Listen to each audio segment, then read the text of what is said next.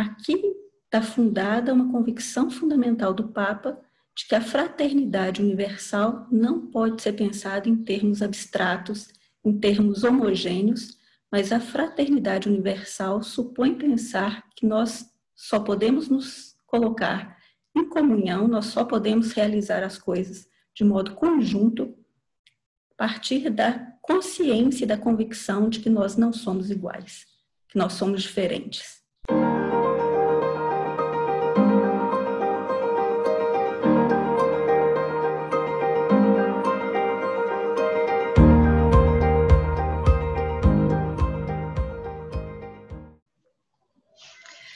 Professora Cláudia, a gente poderia dar início a essa nossa conversa partindo do início, que seria o título da nova encíclica do Papa Francisco, que é Fratelli Tutti, e que parece que mesmo antes de ter sido lançada, a encíclica, pelo título, que seriam Todos Irmãos, né, teria provocado uma certa reação por parte de um grupo feminista ou das feministas na Itália, porque, em princípio, elas achavam que o nome não estaria contemplando o gênero feminino. Você poderia comentar um pouco sobre essa polêmica?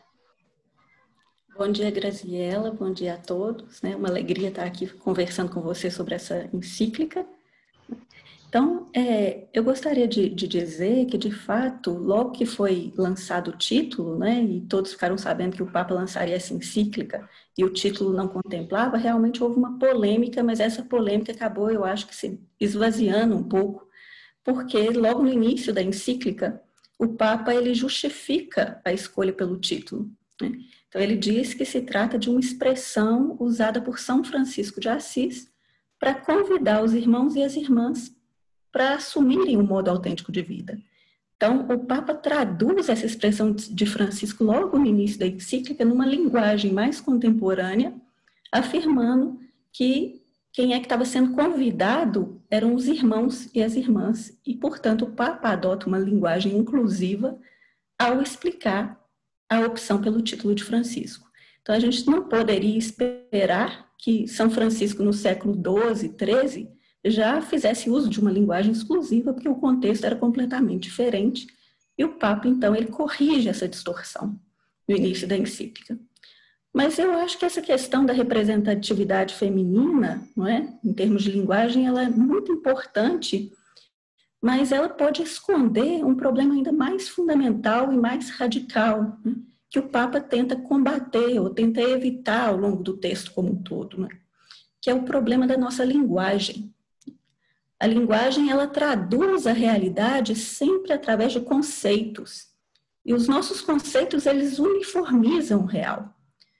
Os nossos conceitos, eles não dão espaço para exprimir a riqueza e a profundidade da realidade. Quero só dar um exemplo.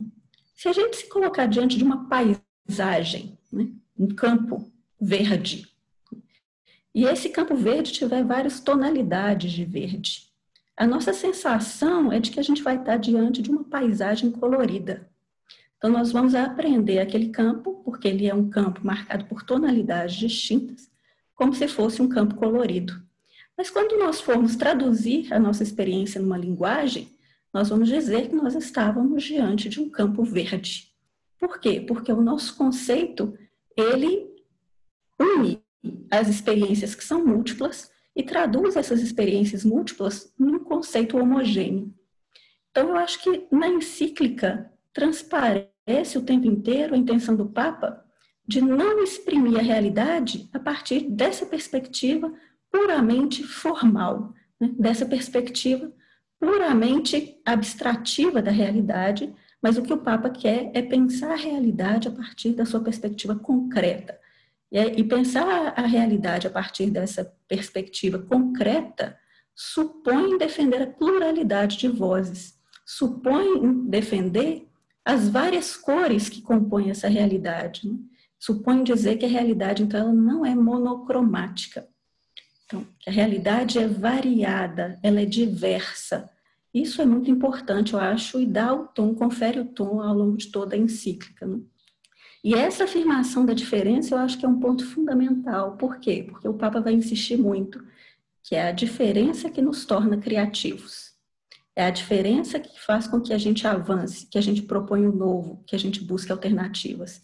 Então, a afirmação da diferença, ela é fundamental para pensar essa fraternidade universal, que não é um conceito homogêneo abstrato, mas é uma fraternidade que supõe nos colocar juntos a partir das nossas diferenças.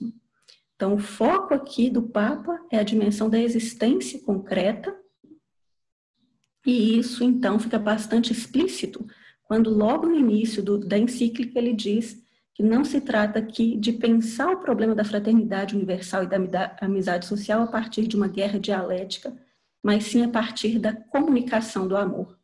E a comunicação do amor, ela não pode ocorrer através do mero discurso, porque, como eu tentei mostrar, o discurso, ele é abstrato, ele uniformiza a realidade. Mas essa comunicação do amor, ela tem que ser feita a partir de onde? A partir de uma opção fundamental por um modo autêntico de vida.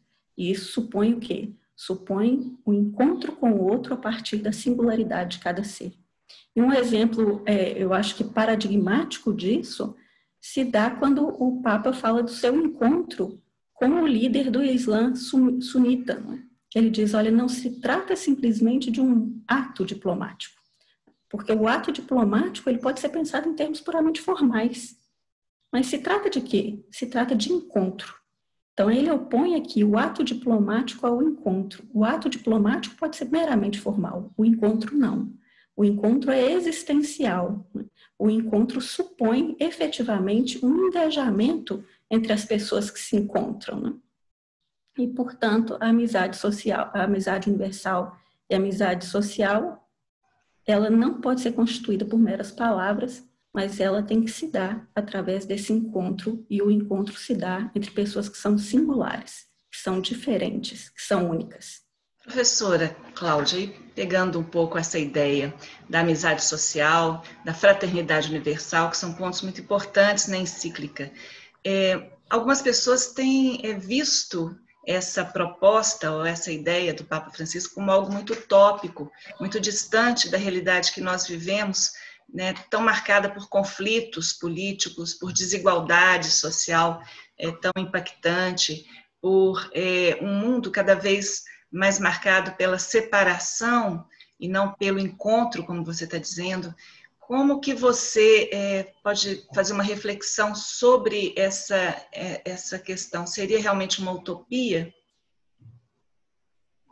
Graziela, a proposta do Papa, ela, desde o início, ela nasce como uma espécie de oposição àquilo que ele apresenta na primeira parte da encíclica como sendo grandes retrocessos que acontecem na atualidade. Né? Ele chama a primeira parte da encíclica de sombras do mundo atual.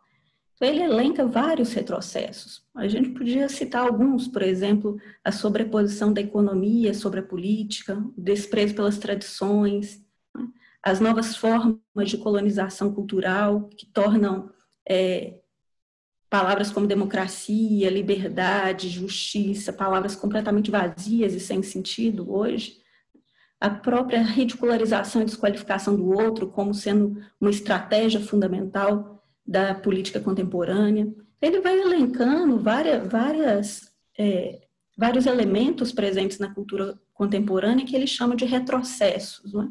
Por exemplo, a criação de uma cultura do descarte, a questão das mídias, né, que poderiam tornar possível um maior encontro e um maior diálogo entre as pessoas, mas que às vezes acabam produzindo monólogos, né, que se constituem como verdadeiras lutas entre indivíduos que se afirmam não a partir do encontro, mas a partir de uma perspectiva puramente individualista. Então, o que o Papa quer é se opor a essa lógica de sombra, não é? Aquilo que ele chama de retrocesso, e pensar caminhos para além desse retrocesso. O que ele quer, o objetivo afirmado pelo Papa, é dar voz àquilo que ele chama de percursos de esperança. E por que isso não é utópico, não é? Onde é que estão fundamentados esses percursos de esperança a partir da perspectiva do Papa? Então, é necessário a gente ter presente que a doutrina social da Igreja está fundamentada numa concepção antropológica. Então, para o pensamento cristão, o homem é necessariamente pessoa. E o que isso significa? Significa que o ser humano, enquanto pessoa, é um sujeito na sua inviolável interioridade. Então, nós somos um ser que possuímos uma interioridade radical, nós somos um ser em si mesmo, né?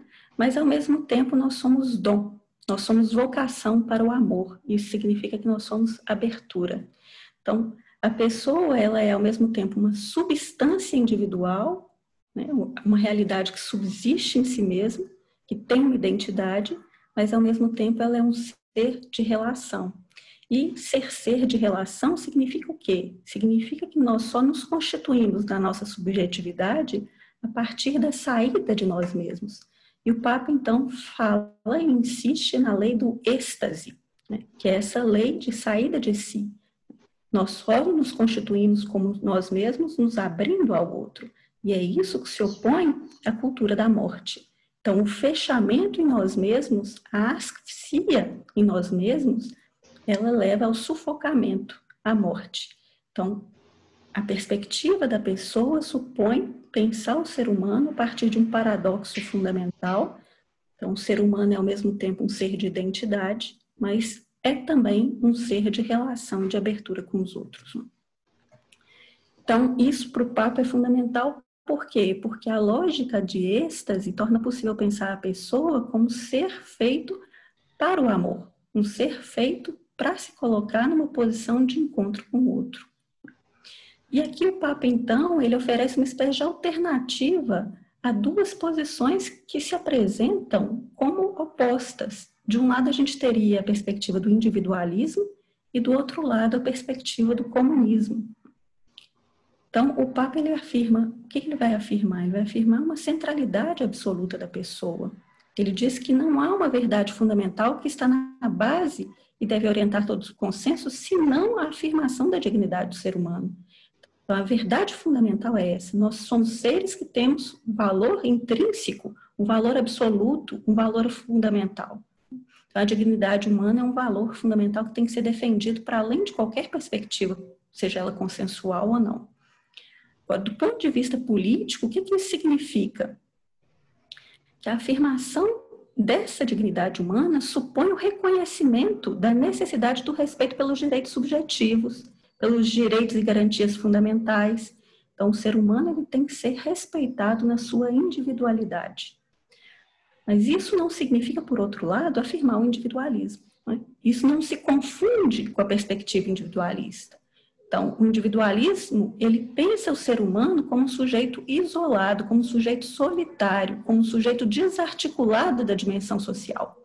O personalismo cristão, ao contrário, ao mesmo tempo que afirma o valor intrínseco e fundamental da subjetividade humana, que é sempre única e singular, afirma que essa subjetividade ela se caracteriza necessariamente como uma abertura fundamental, como um movimento de saída de si, como dom, né? Então, como o Papa insiste, essa individualidade humana, ela só pode ser afirmada de modo fundamental a partir da perspectiva do amor.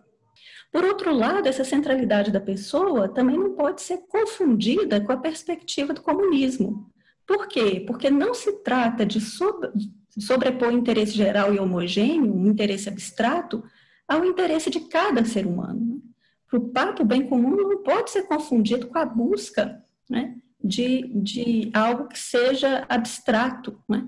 O bem comum, ao contrário, apenas pode ser buscado se a singularidade, a beleza, a riqueza de cada um, da pluralidade que existe na realidade, puder ser captada a partir da variedade das cores, puder ser afirmada e respeitada.